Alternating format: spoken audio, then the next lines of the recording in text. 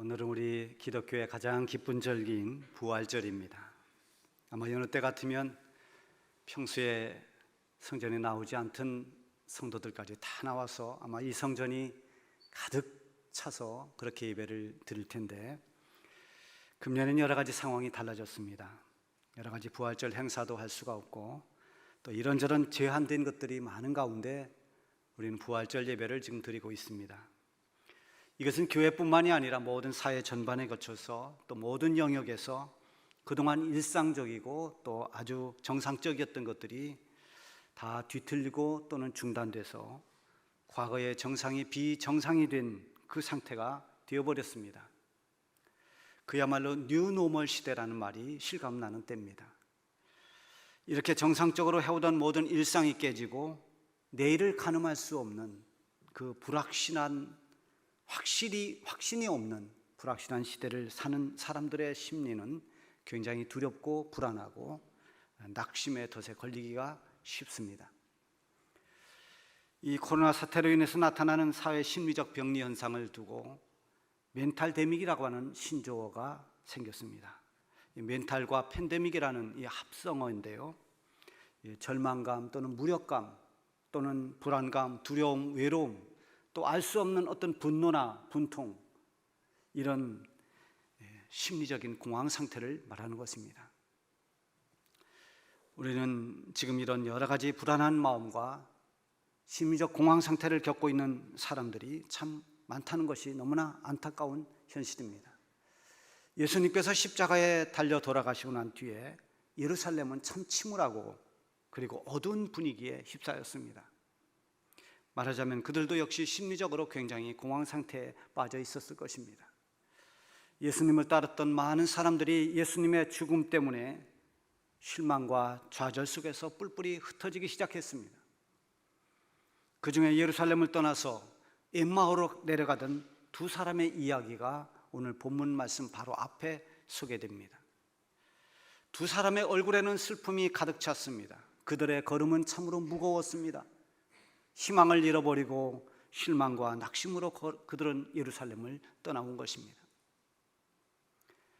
예수님의 십자가의 죽음이 충격이 되고 그것이 그들에게 큰 어떤 슬픔이 되고 심리적 공황 상태가 오다 보니까 예수님의 부활하셨다는 그 사실에 집중할 수가 없었습니다. 그래서 한 사람은 나는 그런 소식을 들은 적이 없다라고 말하고, 또 한 사람은 예수님의 부활 소식을 마치 남의 이야기처럼 이야기하고 있습니다. 이들이 엠마오길에서 부활하신 예수님을 이제 직접 만나게 됩니다. 부활 소식으로 들은 것이 아니라 부활하신 주님이 그들과 동행했습니다. 그들은 주님이 부활하신 것을 깨닫고서야 내려가던 엠마오길에서 돌아서서 다시 예루살렘을 향해 달려갔습니다. 그리고 부활하신 예수님을 우리가 만났다고 전합니다. 11 제자와 그들과 함께 있었던 사람들이 엠마오로 내려가던 이 두 사람들과 함께 부활하신 예수님에 대해서 이야기를 하고 있었습니다. 이 엠마오로 내려가던 두 사람들도 우리도 이렇게 엠마오로 내려가다가 예수님을 이렇게 만났노라고 그동안에 있었던 일들을 자세히 이야기하고 있었습니다. 그럴 때 바로 예수님이 그들에게 직접 나타나셨습니다. 36절 37절에 보면은 이 말을 할 때 예수께서 친히 그들 가운데 서서 이르시되 너희에게 평강이 있을지어다 하시니 그들이 놀라고 무서워하여 그 보는 것을 영으로 생각하는지라. 부활하신 예수님이 오셨는데 얼마나 기쁘고 감격스럽습니까? 그런데 이들은 놀라움과 무서움으로 움츠러들었습니다. 그리고 예수님을 알아보지 못하고 자기들이 유령을 보고 있는 줄로 생각했습니다. 분별력도 떨어지고 담력도 없고 평안도 없었습니다. 예수님의 그 참혹한 십자가의 죽음이 있은 뒤에 예수를 십자가에 못 박으라고 외쳤던 그 군중들도 막상 예수님이 죽고 난 뒤에는 허탈감과 후회스러움으로 그들은 고민했을 것입니다. 더구나 예수님의 제자들은, 그리고 예수님을 따랐던 많은 사람들은 큰 충격을 받고 낙심과 두려움에 깊이 빠져 있었던 것입니다. 부활하신 예수님은 제자들을 만나서 제일 먼저 선포하신 말씀이 너희에게 평강이 있을지어다, 평강을 선포하셨습니다. 평강이 있을 때 모든 신앙생활은 정상적으로 유지될 수가 있습니다. 믿음이 있어도 평안을 잃어버리면 믿음을 발휘할 수 있는 힘이 없습니다. 은사가 있고 또 여러 가지 능력이 있어도 마음에 평안이 없어지면 그런 모든 것들이 무력하게 됩니다. 어떤 상황에서도 우리 성도들에게 반드시 있어야 할 것이 바로 평안이라고 하는 것입니다. 우리 예수님은 요한복음 14장 27절에 보면은 평안을 너희에게 끼치노니 곧 나의 평안을 너희에게 주노라. 내가 너희에게 주는 것은 세상이 주는 것과 같지 아니하니라. 너희는 마음에 근심하지도 말고 두려워하지도 말라. 우리 예수님께서 주신 이 선포하신 평안은 이 세상에 줄 수 없는 것, 이 세상과 다른 그런 평안이라고 했습니다. 위로부터 오는 평안, 그리고 그 평안은 모든 근심과 두려움을 이길 수 있는 평안입니다. 지금 제자들은 평강을 잃고 근심과 두려움에 사로잡혀 있습니다. 예수님은 제자들에게 평강을 선포하신 뒤에 이렇게 말씀하십니다. 어찌하여 두려워하며 어찌하여 마음에 의심이 일어나느냐. 여기에 보면 두 가지를 지적하십니다. 두려움과 의심입니다. 두려움은 하나님께서 주시는 마음이 아닙니다. 디모데후서 1장 7절에 보면 하나님께서 우리에게 주신 것은 두려운 마음이 아니요 오직 근심과 사랑과 능력과 사랑과 근신하는 마음이라 이렇게 말씀하고 있습니다. 하나님은 우리에게 두려움을 주지 않습니다. 우리 성도들이 두려운 마음을 이길 수 있는 것은 믿음밖에 없습니다. 전능하신 하나님께서 나와 함께하고 계심을 믿을 때 두려움은 물러갑니다. 하나님께서 약속하신 그 말씀을 확신할 때 두려움을 이기고 용기와 담력을 얻을 수가 있습니다. 믿음이 없으면 두려움을 이기지 못합니다. 제자들이 두려워한 것도 부활하신 예수님에 대한 믿음이 없었기 때문입니다. 듣기는 하고 알고는 있지만 그들에게는 확신이 없었습니다. 기대는 하지만 믿음이 부족했습니다. 정말 예수님이 부활하셨을까? 확신 없이 의심하고 있으니 두려움이 사라질 수가 없습니다. 이번에 이 코로나 바이러스가 마치 광풍처럼 불어와서 우리의 일상을 다 뒤흔들어 놓았습니다. 그 바람을 타고 세상은 교회를 더 혐오하고 있고 전도길은 마치 막힌 것처럼 보여집니다. 많은 사람들이 하나님의 권능을 의심하고 성령의 역사를 의심하고 두려운 마음으로 염려에 빠져 있습니다. 예수님이 십자가에 못 박혀 죽으실 때 마치 주님께서 말씀하셨던 모든 천국 복음은 멈춰진 것 같았습니다. 모든 것이 다 끝난 것처럼 보였습니다. 그러나 예수님의 십자가의 죽음은 끝이 아니라 오히려 새로운 생명의 시작이었습니다. 절망을 딛고 일어나는 그런 희망이었습니다. 예수님의 죽으심으로 말미암아 부활의 영광이 나타난 것입니다. 우리가 겪는 이 전염병 재앙은 모든 걸 무너뜨리고 파괴하는, 끝내버리는 그런 사건이 아니라 오히려 우리가 새롭게 거듭나고 일어날 수 있는 계기가 될 수 있습니다. 아니라고 나태했던 신앙이 다시 한번 고난을 이겨내고 더욱 견고히 설 수 있는 그런 절호의 기회이기도 합니다. 하나님께서 우리를 더 온전한 믿음으로 세워주시려고 그동안 주저앉아 있던 그 자리에서, 안일했던 자리에서 우리를 내몰고 계시는 것입니다. 이 고난 뒤에 하나님께서 예비하신 그런 은혜가 있다는 사실을 믿으시기를 바랍니다. 십자가 고난 뒤에 부활이 있음을 잊지 말아야 됩니다. 제자들에게는 아직 이런 믿음이 없었습니다. 분위기나 여러 가지 상황에 의한 두려움을 이기지 못하고 문을 닫고 숨어 있었습니다. 어찌하여 두려워하며 어찌하여 마음에 의심이 일어나느냐. 주님께서 하신 이 말씀은 지금 코로나 재앙 앞에 서 있는 우리가 들어야 할 말씀인 것입니다. 여러분, 두려움을 이겨내시길 바랍니다. 두려움과 의심은 고난으로 말미암은 새로운 역사를 보지 못하게 합니다. 하나님께서 우리를 위해 준비하실 그 위대한 새로운 일들을 기대하지 못하게 합니다. 우리가 설교 후에 부를 찬송가 165장 2절에 보면은 부활의 주님 나타나시사 두려움과 의심 물리치셨네, 이런 가사가 있습니다.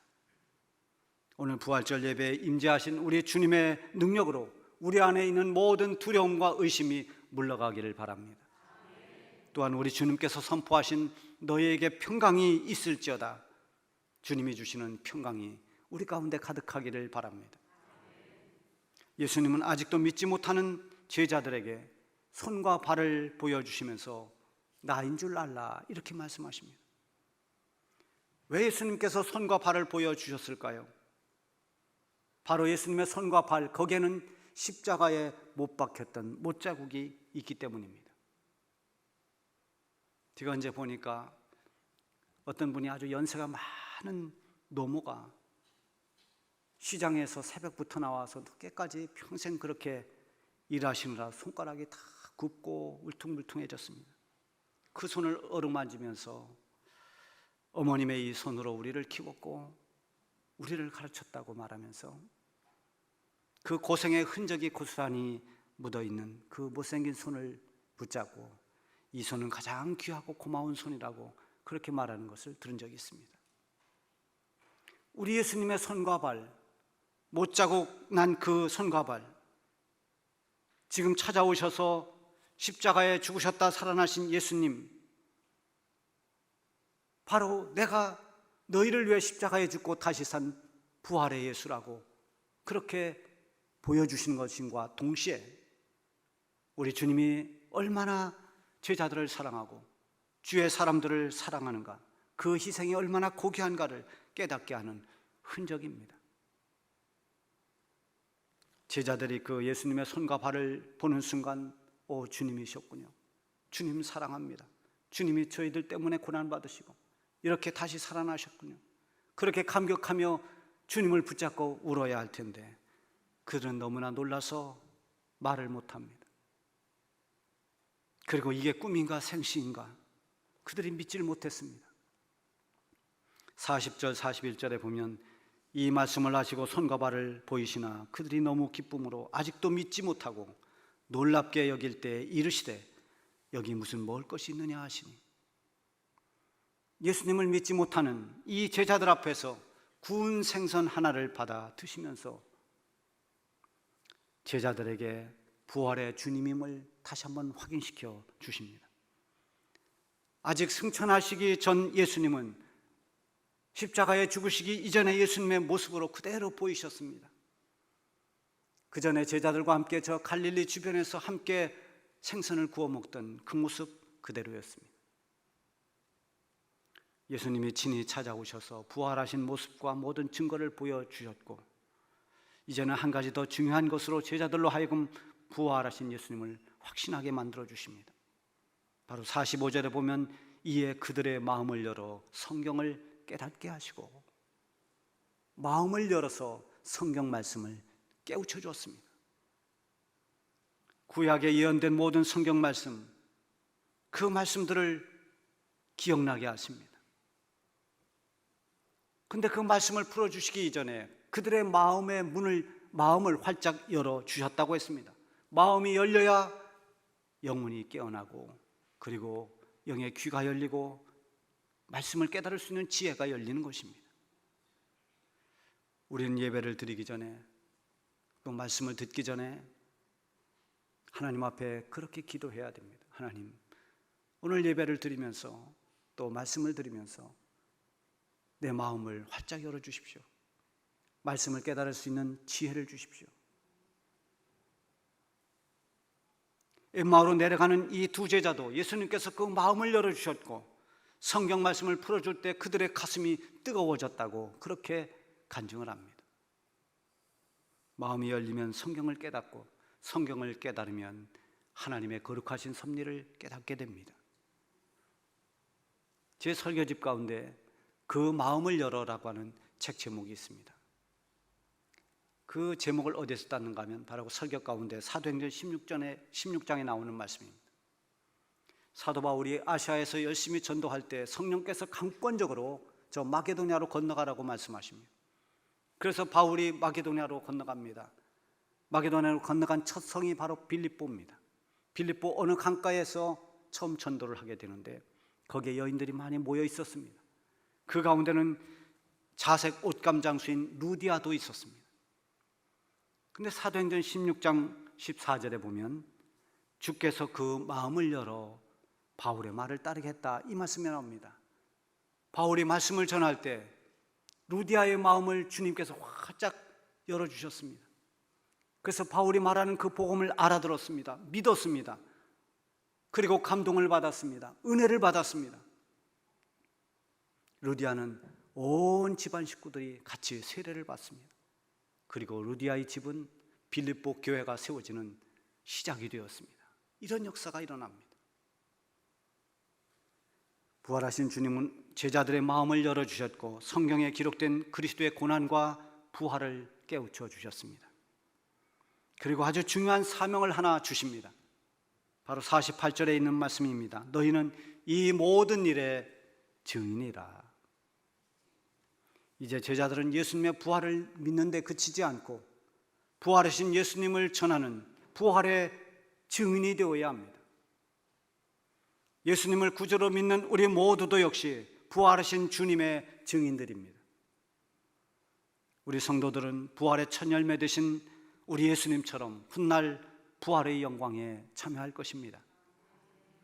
이 땅에서 그리스도인으로 또 성도로서 살아가는 우리 모두는 마땅히 주님의 부활을 증거하는 부활의 증인으로 살아야 됩니다. 부활하신 주님의 증인이 되기 위해서 필요한 것은 바로 보혜사 성령의 능력을 힘입는 것입니다. 오늘 본문 마지막 49절에 보면 볼지어다 내가 내 아버지께서 약속하신 것을 너희에게 보내리니, 이것은 바로 보혜사 성령을 말하죠. 너희는 위로부터 능력으로 입혀질 때까지 이 성에 머물라 하시니라. 성령의 능력이 임할 때까지 너희는 이 성을 떠나지 마라. 기다려서 성령의 능력을 받으라고 말씀합니다. 지금 이 예루살렘 성은 그 분위기가 매우 어둡고 무겁습니다. 실망한 사람들, 소망을 잃어버린 사람들이 한 사람 두 사람 이 예루살렘 성을 떠나고 있습니다. 그래도 주님 말씀하신 대로 위로부터 임하는 그 성령의 능력, 성령의 은혜를 힘입을 때까지 예루살렘을 떠나서는 안 됩니다. 그리고 그 힘으로 부활하신 주님의 증인된 사명을 감당해야 됩니다. 사도행전에 보면 예수님께서 말씀하신 그대로 순종해서 예루살렘을 떠나지 않고 거기에 모여서 기도하던 많은 사람들이 성령의 권능을 입고 지금까지 두려워서 문을 닫고 있던 그들이, 숨어있던 그들이 문을 열고 밖으로 뛰어나가서 많은 사람들에게 용기 있게 주님의 부활을 증거했습니다. 주님은 우리를 위해 죽으시고 우리를 위해 다시 사셨다. 그럴 때 수많은 사람들이 주님께 돌아와서 구원을 받았습니다. 지금은 우리가 이 전염병 시대에 상황이 좋지 않고 여러 가지로 힘들고 답답한 일이 많습니다. 이런 때일수록 우리는 믿음의 자리를 떠나서는 안 됩니다. 주님 곁을 떠나서는 안 됩니다. 위로부터 임하는 성령의 능력과 위로와 평강을 힘입어야 됩니다. 그리고 다시 우리는 부활의 증인으로, 부활하신 예수님의 증인으로 그 사명을 감당할 수 있어야 됩니다. 십자가 고난과 죽음을 이기고 부활하신 예수님의 부활 소식은 어둠의 빛을 비추고 절망 가운데 소망을 주는 소식입니다. 죽음의 권세를 이기고 새 생명을 얻는 기쁨의 소식이요 승리의 소식입니다. 너희는 이 모든 일의 증인이라.